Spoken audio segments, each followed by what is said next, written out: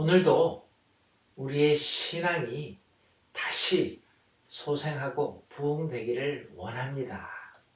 오늘 우리에게 주신 하나님의 말씀 같이 보겠습니다. 사도행전 2장 37절로 42절의 말씀입니다. 저희가 이 말을 듣고 마음에 찔려 베드로와 다른 사도들에게 물어 가로되 형제들아 우리가 어찌할꼬 하거늘 베드로가 가로되 너희가 회개하여 각각 예수 그리스도의 이름으로 세례를 받고 죄 사함을 얻으라.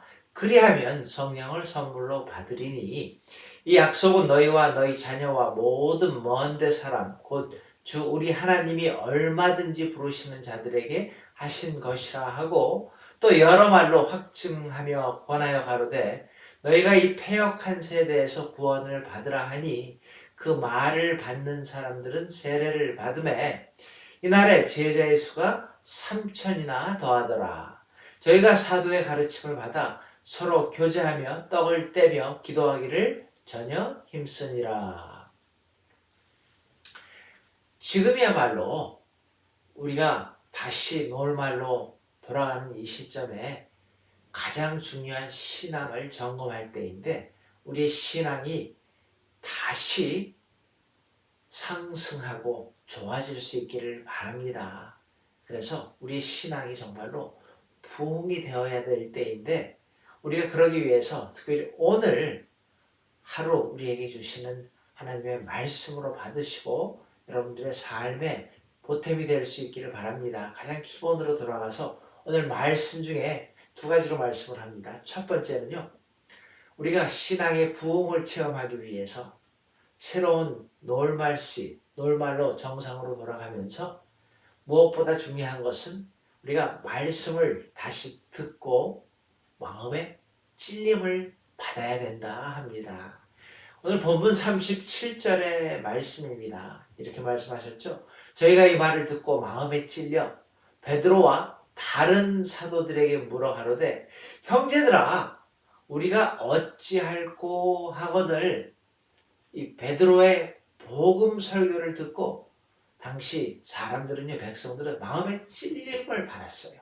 사도들에게 이제 우리가 어떻게 해야 합니까? 라고 질문을 합니다.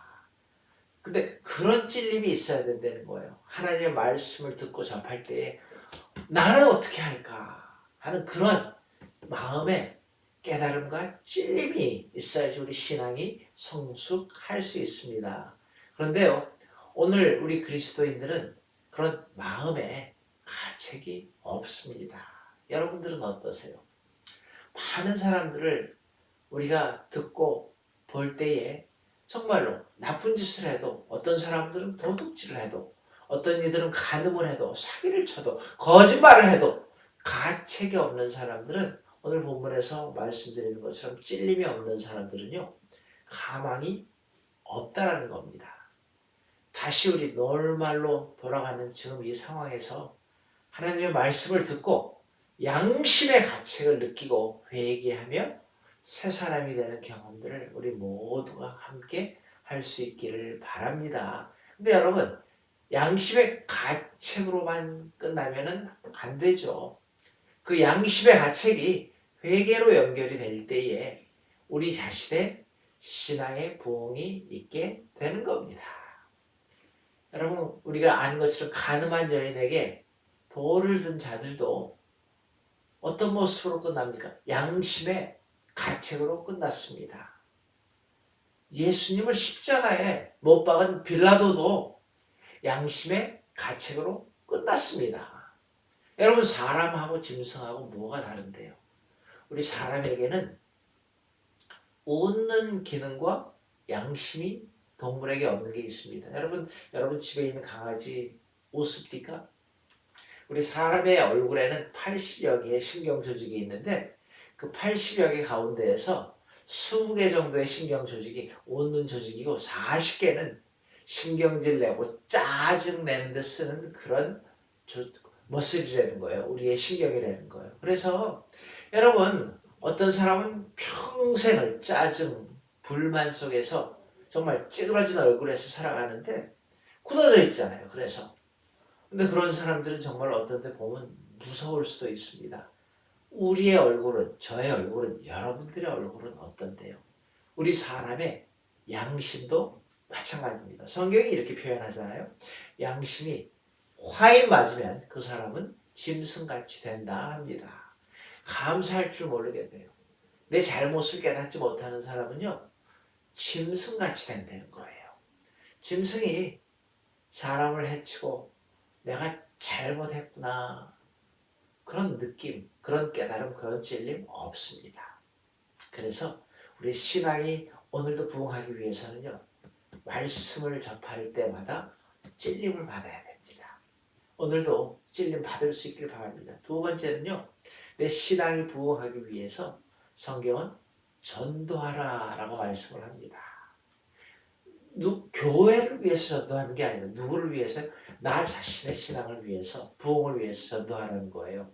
여러분, 초대교회의 역사가 뭐예요? 오순절날에 성령의 역사를 통해서 그들 마음속에 불붙는 어떤 마음이 생겼어요? 전도하고자 하는 열성이 생기게 됐잖아요.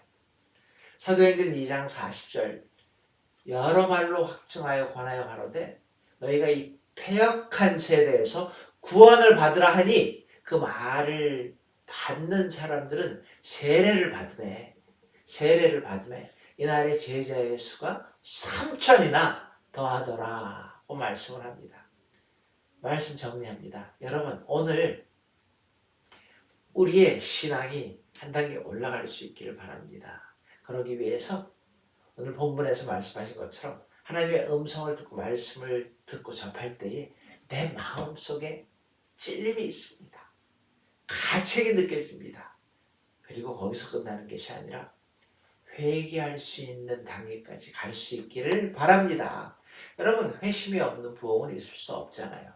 두 번째요, 여러분이 모이고 정말로 신앙생활하기 더 힘들어진 이 시대에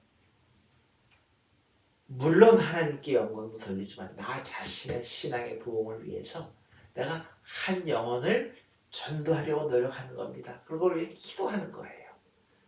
그런 노력을 할 수 있기를 바랍니다. 그러면서 내가 정말로 오늘도 내가 할 수 있는 모든 일에 최선을 다하는 거예요. 그 나라와 그의 의의를 구하는 삶을 살게 되기를 바랍니다. 하나님께서 나머지 필요한 모든 것들 다 더해 주실 줄 믿습니다. 시간 같이 기도하시겠습니다. 하나님, 우리가 살고 있는 이 시대, 쉬운 시대가 아님을 저희가 잘 압니다. 다시 정상으로 돌아가면서 하나님, 우리 자신의 개인의 신앙이 다시 회복되고 부흥되어야 되겠는데, 오늘 우리가 듣는 그 말씀을 통해서, 접하는 그 말씀을 통해서 내 마음속에 찔림이 있어서 회개하는 자리까지 갈 수 있게 도와주시옵소서. 오늘도 내가 보고 만나고 아는 사람들 중에 예수님을 모르는 그 한 사람을 위해서 기도하게 하시사, 관심을 가지게 하시사, 그 일을 통해서 그 사람도 구원의 방주에 들어가는 축복을 받지만 나도 부흥의 역사를 체험하게 도와주시옵소서. 예수님의 이름으로 감사기도 드리옵나이다. 아멘. 주기도문으로 오늘도 예배 마치시고 오늘 하루도 하나님의 은혜 안에서 큰 부흥을 체험하시기를 바랍니다. 하늘에 계신 우리 아버지여, 이름이 거룩히 여김을 받으시오며 나라의 마옵시며 뜻이 하늘에서 이루어진 것 같이 땅에서도 이루어지이다. 오늘날 우리에게 일용할 양식을 주옵시고 우리가 우리에게 죄 지은 자를 사하여 준 것 같이 우리 죄를 사하여 주옵시고 우리를 시험에 들지 말게 하옵시며 다만 악에서 구하옵소서. 대개 나라와 권세와 영광이 아버지께 영원히 있사옵나이다. 아멘.